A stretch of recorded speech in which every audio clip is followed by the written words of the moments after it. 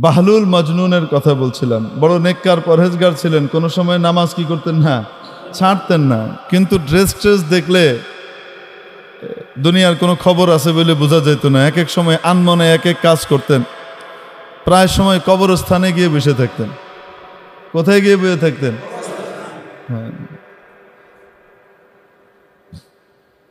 কবরস্থানের ভিতরে গিয়ে পুরনো কবর টবরের ভিতরে যদি গর্ত টত্ত থাকতো, অনেক সময় ধসে যায় না কবর, এই গর্তের ভিতরে পা ঝুলে চুপচাপ আনমনে বসে থাকতেন। কেউ জিজ্ঞেস করছে, আপনি এখানে কি করেন?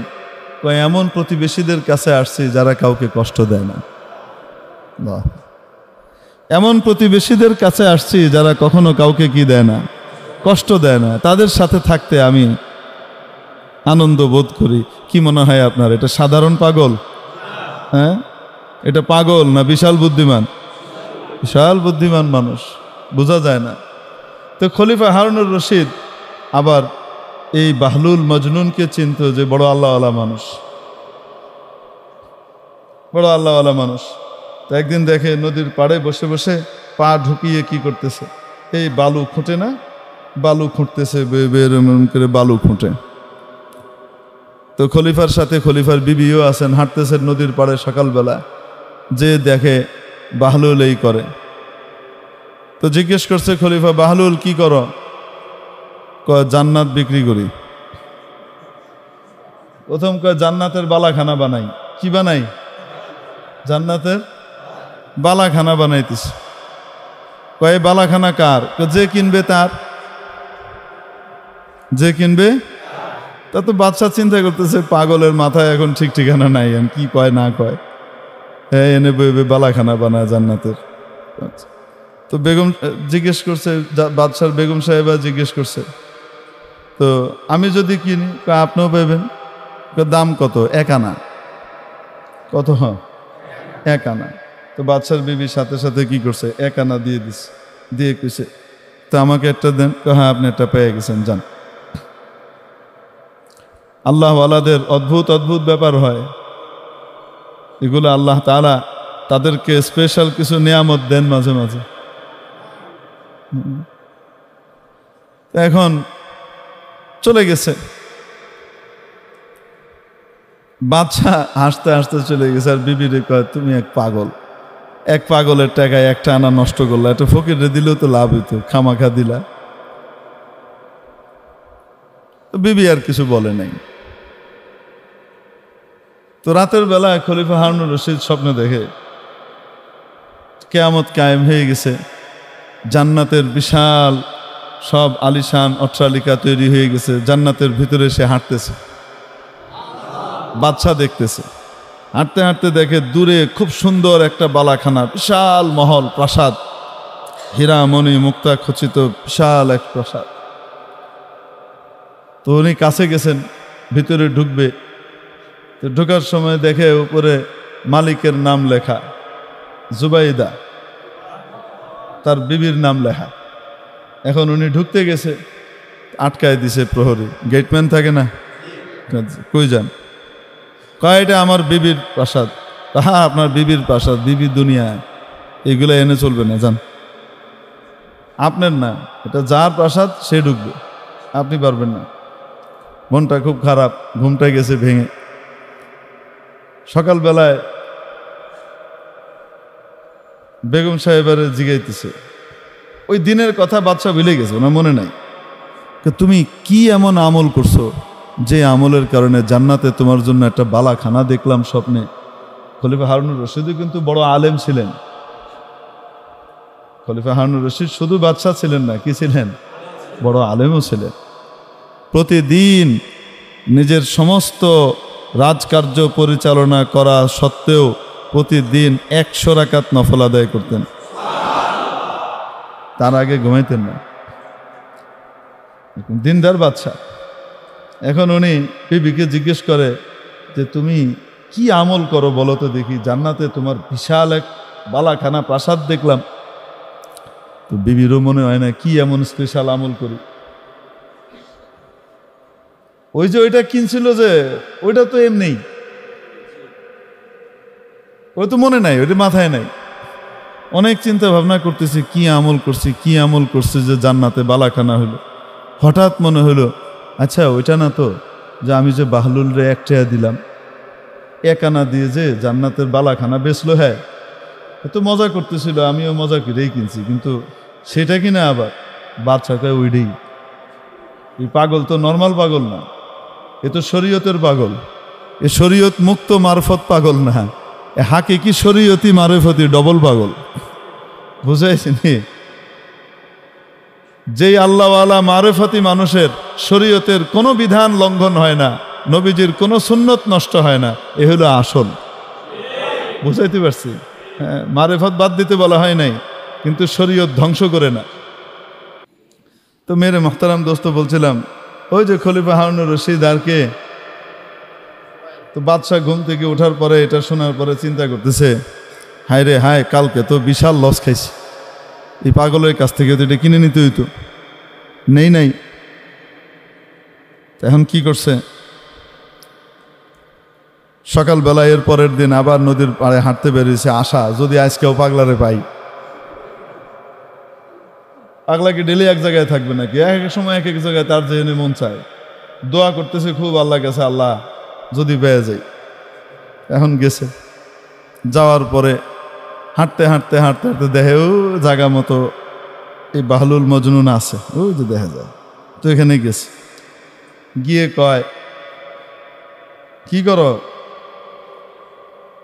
জান্নাতের বালাখানা বানাই। কয় কার লেগা? যে কিনবো হের লেগা। আমি যদি কিনি আপনিও পাবেন। দাম কত? বাগদাদের অর্ধেক রাজত্ব। আজকে কি কয়? বাগদাদের অর্ধেক রাজত্ব, এটা দিলে পাইবেন। খলিফা হারুনুর রশিদ কয় এটা কেমন বেইনসাফির কথা? গতকালকে আমার বউ কিনলো 1 আনা দিয়া, আর আজকে তুমি আমার কাছে বাগদাদের অর্ধেক রাজত্ব দাম হাঁকতেছো, এটা কোনো কথা হলো?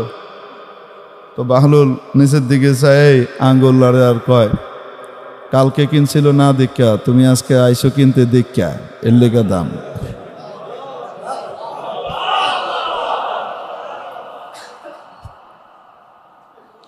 কালকে যে কিনছিল সে গায়েবের উপরে বিশ্বাস করে কিনছিল, আর আজকে তুমি যে কিনতে আইছো, আমি তো তারে কইছিলাম জান্নাতের দাম 1 আনা দিলেই তুমি পাইবা, তুমি আমার কাছে দাও, আমি আল্লাহর রাস্তায় খরচ করে দিব, তোমার পক্ষ থেকে খরচ করে দিব, এটাই তো কইছিলাম।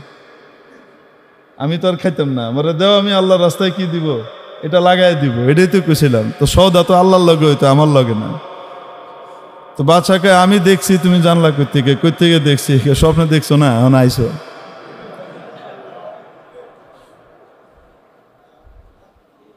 বাদশা তো আর কিনে নাই, গেছে গা, আমি আরো তরিকায় কোনোভাবে কিনেলো মনে আল্লাহর কাছে, তোমার কাছে আর পাইলাম না আর কি। তো বাহলুল মজনুন, এই মজনুন পাগল টাইপের ছিল। একবার বাদশা বালাখানায় বসা, উপরে ছাদে, অনেক দূরে দেখে বাহলুল যায়, তো লোকজনকে ডেকে বলছে, এই ওইটারে আমার কাছে নিয়ে আসো, এই বাহলুলকে নিয়েও। তো তাড়াতাড়ি তারা করছে কি, বাহলুলকে চটপট ধরে এনে দোতলায় উঠাইতে, দোতলা অনেক উঁচা, এই ছোট দোতলা না, আমগো মতো 10 ফিটটা দোতলা না, এই 10 ফুটি 20 ফুটি দোতলা না। দেখেন না ব্রিটিশ আমলের দোতলা কয় তালা? আরে আপনাদের সলিমুল্লাহ মেডিকেল কলেজের 1 তালা কত উঁচা দেখেন না? ঢাকা মেডিকেলের 1 তালা 3 তালা উঁচা, ঠিক কি ঠিক না? এই আমলের দোতলা না। তো ওই আমলে তো দোতলা মানে বিশাল উঁচু, রাজা বাদশার বাড়ি। বলতে চট করে নিয়ে আসো। এখন এরা করছে কি, ধরে নিয়ে এসা ওখানে দড়ি দিয়ে এক ধরনের কি ছিল ব্যবস্থা ছিল, যে দ্রুত শর্টকাট উপরে উঠা যায়, নামা যায়। নিচে দড়ি বাঁধা, উপরেও কি দড়ি বাঁধা। ওই জায়গার ভিতরে আস্তে করে ইয়ের ভিতরে বসায়া দিছে টান, সাই করে উপরে গেছে গা। তো যাওয়ার পরে এখন খলিফা হারুনুর রশিদ জিজ্ঞেস করে, আচ্ছা বাহলুল বলো তো দেখি, আল্লাহরে কেমনে পাওয়া যায়? তুমি যে আল্লাহর এত কাছাকাছি হইছো, তুমি কেমনে হইছো কত দেহি একটু। তো বাহলুল কয়, যেমনে আপনি আনলেন ওইভাবে। কয় এটা আবার কি? বলে বুঝেন নাই? তো উনি কইতেছে, আমি বাহলুল যদি আপনার সাথে দেখা করতে চাইতাম তাহলে আমাকে কত কাঠখড় পুড়িয়ে আপনার বাড়িতে আসা লাগতো, কত দৌড়ঝাঁপ করে আপনার কাছে আমাকে আসা লাগতো। কিন্তু যেহেতু চাইছেন আপনি, আমার মতো এক নগণ্য মানুষকে আপনি আপনার এখানে আনতে চাইছেন, এজন্য সিঁড়ি দিয়ে আসতে দেরি হবে এতটুকুও বরদাস্ত করা হয় নাই, ফু করে কৃত্রিম লিফট দিয়ে উঠাই লইছে, এত তাড়াতাড়ি এসে পড়ছে। মেরে মোহতারাম দোস্ত আজিজ ও বুজুর্গ আমার, এই কথা বলার উদ্দেশ্য হলো এই যে আল্লাহ তাবারাকা ওয়া তাআলা যদি নিজে দয়া করে আমাদেরকে তার ঘরে আসার জন্য নির্বাচিত করে না ডাকতেন, আমি আপনি আসতে পারতাম। অনেক বড় বড় শিক্ষিত, অনেক বড় বড় ডিগ্রিধারী, অনেক বড় বড় টাকাওয়ালা, অনেক বড় বড় যোগ্যতাওয়ালাদের কান পর্যন্ত আপনাদের এই মাহফিলের আওয়াজ গিয়েছে, খবর পৌঁছেছে, কার্ডও গেছে, দাওয়াতও গেছে, আসতে পারে নাই। আপনি আমি চলে আসছি, কে আনছেন? কে আনছেন? মাওলা যে আমাকে আপনাকে দয়া করে ডেকে নিয়ে আসলেন, শুকর আদায় করব কিনা? শুকর শুধু মুখে আদায় করব না কাজে কর্মেও করব? নবীজি সাল্লাল্লাহু আলাইহি ওয়াসাল্লাম আমাদেরকে কোরআনে পাকের মাধ্যমে আল্লাহর বাণী জানিয়ে দিয়েছেন, লা ইন শাকারতুম লাযীদান্নাকুম ওয়া লা ইন কাফারতুম ইন্না আযাবি লাশাদীদ। ও আমার বান্দা বান্দিরা, যদি তোমরা আমার দেওয়া নেয়ামতের মূল্যায়ন করো, শুকর আদায় করো, তাহলে মনে রাখবা অবশ্যই অবশ্যই আমি নেয়ামত বাড়িয়ে দেব। এজন্য এক ব্যক্তি নামাজ আদায়ের পরে আবার দ্বিতীয় ওয়াক্ত নামাজে মসজিদে আসার তৌফিক লাভ করতে পারা, এটা একটা লক্ষণ আর আলামত। মাওলায়ে পাক মনে হয় গ্রহণ করেছেন, তাই আবার এনেছেন। আশা করতে পারি কিনা? আমাদের আমল এমন না যে আমল মাওলার দরবারে পেশ করা যায়, কিন্তু উনি রহমানুর রহিম, উনি গফুর ও গফফার, উনি সত্তার, উনি বড় দয়ালু, উনি ওয়াদুদ, উনি শাকুর, উনি মহামূল্যায়নকারী।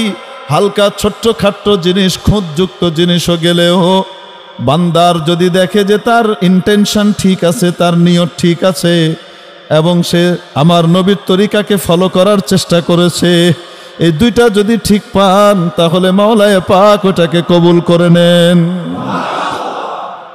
এটা কার দয়া? একটা নামাজ সারা জীবনের মধ্যে বেছে বের করা বড় কঠিন হয়, যেই নামাজটার শুরু থেকে নিয়ে শেষ পর্যন্ত আল্লাহ ছাড়া আর কোনো কিছু মাথার ভিতরে আসে নাই। চাকরির কোনো কিছু আসে নাই, দুনিয়ার কোনো কিছু আসে নাই, ছেলে মেয়ে, আত্মীয়, পরিবার পরিজন বা অন্য কোনো ভাবনা মাথার ভিতরে আসেই নাই। পুরা নামাজটা শুরু থেকে শেষ পর্যন্ত শুধু আল্লাহ আর আল্লাহ ছিলেন, আল্লাহর স্মরণে বিভোর ছিল। এমন একটা নামাজ বের করা কি খুব সহজ? বলেন না কেন? কিন্তু নামাজ তো আল্লাহ ওই রকম চান, যেমন চান ওরকম তো দিতে পারি নাই। তারপরেও মাওলায়ে পাক কবুল করে নিচ্ছেন। এটা কার দয়া? আল্লাহ যদি ইনসাফ করতেন, সুবিচার করতেন কিয়ামতের দিন, যদি সুবিচার করেন কিয়ামতের দিন, তাহলে ওই সুবিচারের বদলায় আমাদের কারো জান্নাতে যাওয়া সম্ভব না। আল্লাহর সুবিচার দিয়ে কেউ আমাদের পক্ষে জান্নাতে যাওয়া সম্ভব না, সব জাহান্নামে যাওয়া লাগবে। ঈমান আমল সব থাকা সত্ত্বেও শুধু একটা জিনিস যদি ধরেন, তুমি যদি কাউকে ভালোবাসতা, তার সাথে যদি আরেকজন খাতির করে, তুমি সহ্য করতে পারতা না। তোমার নামাজের ভিতরে আমার সাথে আরো কতজনাই ছিল, অমুক দেখতেছে, অমুক খুশি হবে, অমুক ভালো বলবে, কত রকমের কত কিছু আইছিল। যদি আমি ওইটা ধরতাম, আমার গায়রত্ব তোমার চাইতে অনেক বেশি। কয়টা ইবাদত আমারে দিতে পারবা তুমি? সম্ভব? বলেন না কেন? আল্লাহ যদি ইনসাফ করেন, কিয়ামতের দিন সুবিচার করেন, অবিচার তো আল্লাহ কখনো করেনই না, করবেনও না, যদি সুবিচারও করেন তো তাহলেও আমাদের পক্ষে জান্নাতে যাওয়া সম্ভব নয়। তো কি দিয়ে জান্নাতে যাব? ওনার রহম দিয়ে, ওনার করম দিয়ে, ওনার দয়া দিয়ে, ওনার কৃপা দিয়ে, ওনার অনুকম্পা দিয়ে, ওনার ফজল দিয়ে, ওনার ইহসান দিয়ে, ওনার মেহেরবানি দিয়ে, ওনার দয়া দিয়ে যাব। ওনার দয়া পাওয়ার জন্য ওনার আদেশগুলা পালন করি, ওনার রোশানল থেকে বাঁচার জন্য হারাম কাজগুলো থেকে দূরে থাকতে হবে। হারাম কাজ করব না, কারণ উনি রাগ হবেন। নাজায়েজ কাজ করব না, কারণ উনি নাখোশ হবেন। নামাজ পড়বো, রোজা রাখবো, নবীর তরিকায় চলবো, কেন? কারণ উনি খুশি হবেন। ঠিক কি ঠিক না? আমাদের কাজ হলো এটা। ইয়াবা মুরায়ানা ইয়াবাম জুস্তে জুয়ে মিকুনাম হাসেল আয়াদ ইয়ানায়াদ আর জুয়ে মিকুনাম। ইয়াবা মুরায়ানা ইয়াবাম জুস্তে জুয়ে মিকুনাম হাসেল আয়াদ ইয়ানায়াদ আর জুয়ে মিকুনাম। আয় মাওলা, যেরকম নেক আমল তোমার সামনে দেওয়া দরকার ছিল, একটা আমলও তো তোমার মন মতো ইচ্ছা মতো করে দিতে পারি নাই। তারপরও চেষ্টা করে যাব, চেষ্টা করে যাব, চেষ্টা করে যাব যেন তোমাকে পাইতে পারি, তোমার সন্তুষ্টি যেন পেতে পারি। আমি চেষ্টা করা ছাড়ব না। আমার কাজ চেষ্টা করা, পূর্ণতা দেওয়ার মালিককে মহাদয়াবান মাওলা দয়া করে আমাদেরকে তার সন্তুষ্টি নসিব করবেন বলি আমিন। চেষ্টা তো করে যাও, ঠিক কি ঠিক না? না চেষ্টা ছেড়ে দিব? আরে মুহতারাম দোস্ত, এই জন্যে বলছিলাম, আল্লাহ যদি কিয়ামতের দিন সুবিচার করেন তাও আমাদের জান্নাতে যাওয়া সম্ভব না। আগেকার আমলের এক বুজুর্গ, আগেকার আমলের মানুষ অনেক লম্বা হায়াত পেত। হযরত আদম আলাইহিস সালাম 1000 বছর হায়াত পেয়েছেন। নূহ আলাইহিস সালাম ওই রকমই কাছাকাছি বয়সের হায়াত পেয়েছেন। কেউ কেউ আরো বেশি লম্বা হায়াত পেয়েছেন। তো আগেকার আমলের এক বুজুর্গ 1000 বছর ইবাদত করেছেন। কত বছর? 1000 বছর ইবাদত করেছেন। বয়স হয়ে গেছে। জমানার নবী বয়ান করার সময় বলছেন, বয়সের তুলনায় নবী যিনি আছেন এখন উনি নবীন, বহু আগের কথা। উনি বয়ানের ভিতরে বলছেন, আল্লাহর রহমত ছাড়া কেউ জান্নাতে যেতে পারবে, শুধু ইবাদত দিয়ে যাওয়া সম্ভব না। এখন এই বুজুর্গ মনে মনে কয়, এটা কেমন কথা কইল? এত ইবাদত করছি, আমার বুঝে ইবাদত দিয়ে আমি যাইতে পারবো না, এটা কোনো কথা হইল? যাই হোক, রাতের বেলা ঘুমিয়েছেন তো স্বপ্নে দেখে হাসরের ময়দান কায়েম হয়ে গেছে। কি কায়েম হয়েছে? হাসরের ময়দান কায়েম হয়েছে। এখন দেখে প্রচন্ড তাপে পিপাসায় সবাই অস্থির, উনিও অস্থির, পানির জন্য পাগল, কিন্তু পানি পাওয়া যাইতেছে না। হঠাৎ দেখে এক লোক হাতে 1 গ্লাস পানি নিয়ে কি করতেছে, যাইতেছে। কয় আমাকে একটু পানি দেন। দাম দাও। কয় দাম তো নাই, কি দিয়ে দিব, টাকা পয়সা তো নাই এখানে। কয় এখানে তো চলবে নেক আমল, তোমার কারেন্সি নেক আমল, নেক আমল দাও, কিনো। কতটুক নেক আমল লাগবে বলেন? নেক আমল কতটুক লাগবে? 1 গ্লাসের দাম তো 1000 বছরের ইবাদত, আধা গ্লাস 500 বছরের। কয় আধা গ্লাস দেন। সব দিয়ে দিলে যাবো কেমনে জান্নাতে? আধা গ্লাস দেন। আধা গ্লাস নিয়ে খাইছে, খাওয়ার পরে পিপাসা আরো বাড়ছে।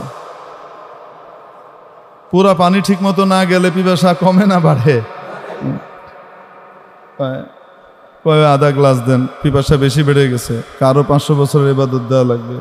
দিয়ে দিছে। আল্লাহর সামনে হাজির হয়েছে। কি আনছো? এ আল্লাহ, নাই তো কিছু। কয় কি আশা করো? কয় আপনার রহমত আশা করি। আল্লাহ কয় হ্যাঁ, আমার রহমত ছাড়া কেউ জান্নাতে যাবে না। দুনিয়াতে যে পানি খাইতেছি, আল্লাহ তাআলা যদি এই পানিগুলার দাম ধরতেন, পানিগুলার দাম দিতে পারবো? কোনো কিছুর দাম ধরলে দিতে পারবো? যার কাছে দুনিয়ার এক পয়সা নাই তাকেও আল্লাহ তাআলা কোটি কোটি টাকার সম্পদ দিয়ে রাখছেন। আপনারা হসপিটালে আছেন, এই মিটফোর্ড হাসপাতাল বাংলাদেশের নামকরা সেরা হাসপাতালের ভিতরে একটা, প্রাচীন হাসপাতালের মধ্যে বড় বড় অপারেশন হয়।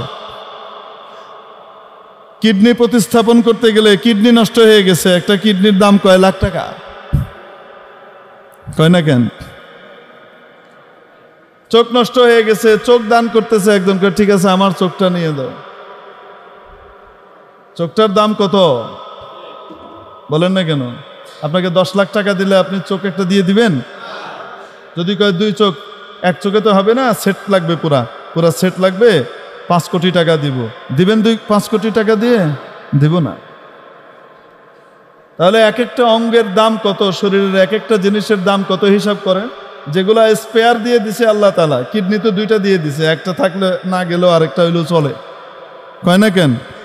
যেটার কোনো স্পেয়ার পার্টস নাই, হার্ট দিয়ে দিছেন, কোনো স্পেয়ার কিছু নাই, বিক্রি করবেন হার্টটা? 50 কোটি টাকা দিয়ে হার্টটা বেচতে দিলে বেচবেন? তাহলে কত টাকা আল্লাহ মালিক বানায় থুয়ে দিছে ফাও ফাও। হসপিটালে যাদের অক্সিজেন দরকার পড়ে, একটা পর্যায়ে অক্সিজেন কিনা লাগে, কয় না কেন? এত ইউনিট এত টাকা, এত ঘন্টায় এত টাকা, আছে না নাই? ফ্রি অক্সিজেন ব্যবহার করতেছি, কোনোদিন আল্লাহ তাআলা ট্যাক্স বসাইছে? বসাই নাই। আর কত দয়া। তারপরে বেটাগিরি দেখাই, আল্লাহ আম করে জান্নাত দিব না, মানে পাইছেটা কি? বাপরে বাপটা কি?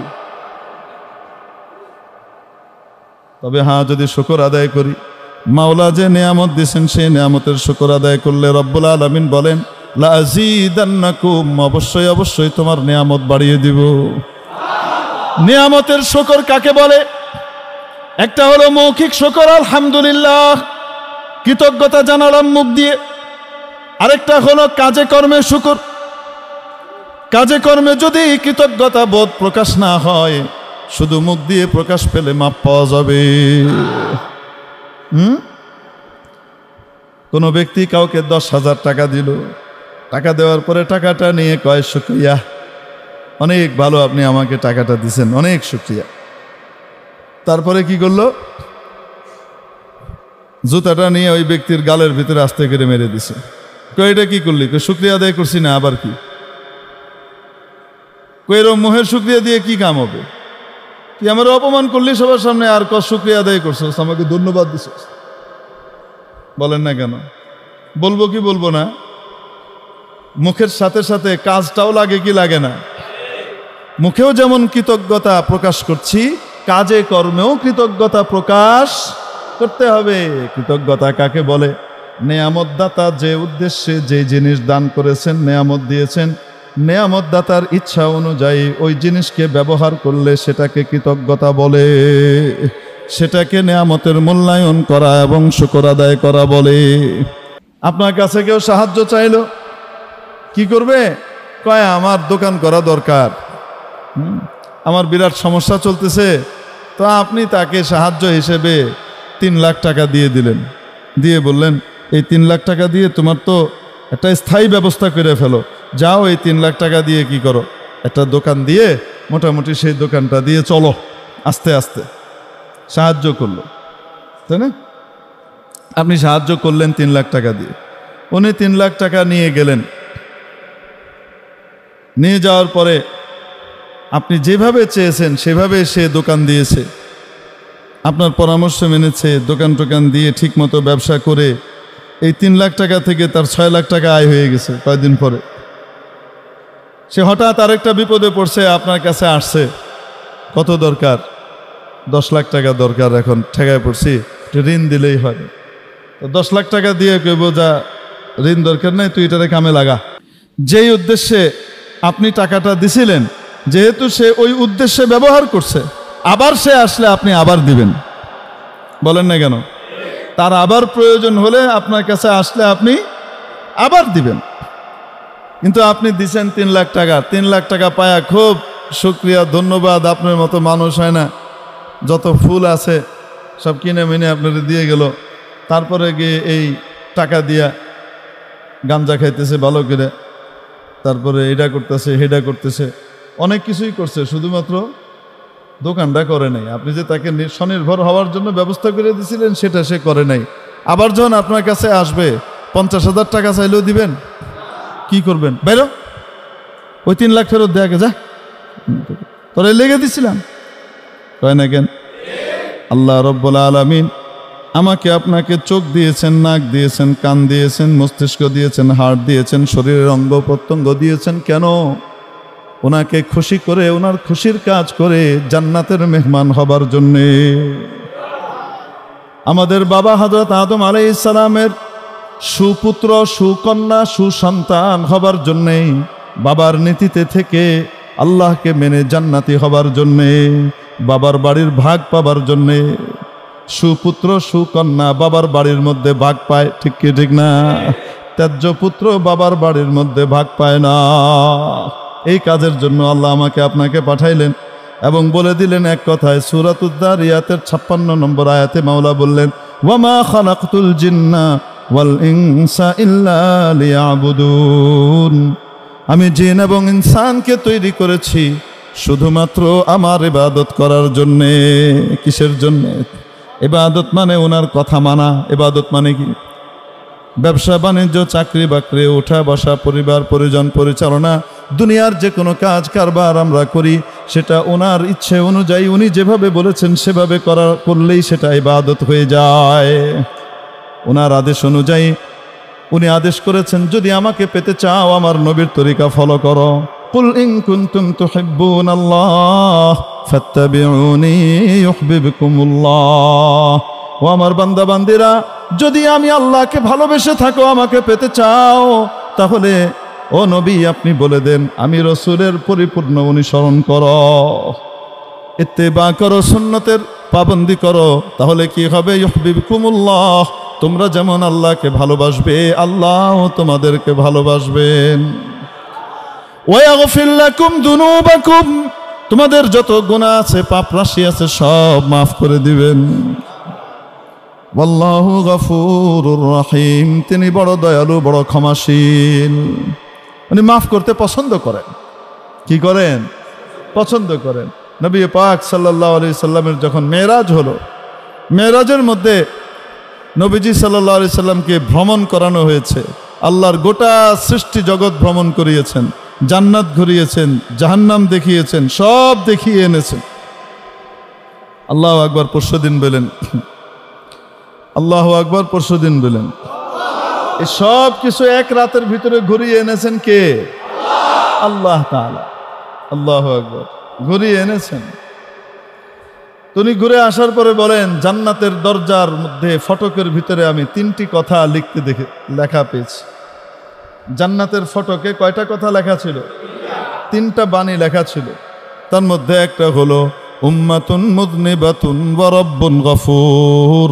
উম্মত গুনাহগার, প্রভু ক্ষমাশীল।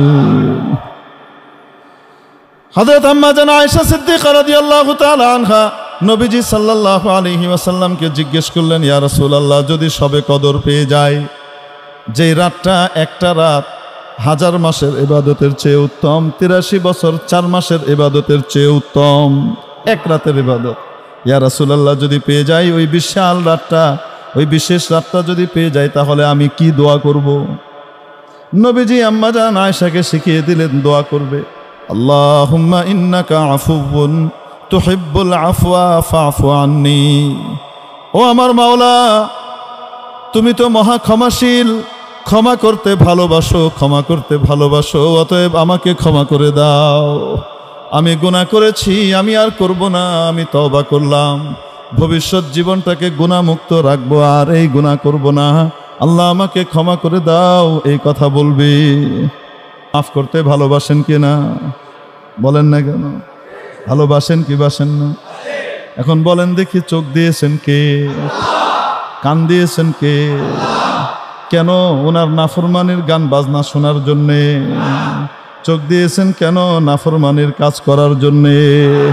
যেগুলা দেখা নিষেধ সেগুলা দেখার জন্যে, ওগুলা তাকানোর জন্যে চোখ দিয়েছেন। আহা, মুখ দিয়েছেন কেন? উনার বিরুদ্ধে কথা বলার জন্যে। মুখ দিয়েছেন কেন? উনার বিরুদ্ধে যে সমস্ত কথাবার্তা আছে, উনার বিধানের বিপরীতে যত কথা আছে সেই কথাগুলা বলার জন্য মুখ দিয়েছেন। মুখে খুব বলি আমি ইমানদার, মুখে বলি আলহামদুলিল্লাহ, আর আল্লাহর বিধানের বিরুদ্ধে অবস্থান নেই। মনে রাখতে হবে এটা মুখে শুকরিয়া জানিয়ে জুতা মারার শামিল। ঠিক কি ঠিক না? তাহলে বলেন তো দেখি, একটা জিনিস এখন থেকে ঠিক করে নেই, আর যাই করি না কেন কোনোদিন আল্লাহর বিধানের বিরুদ্ধে কোনো কথা বলবো না।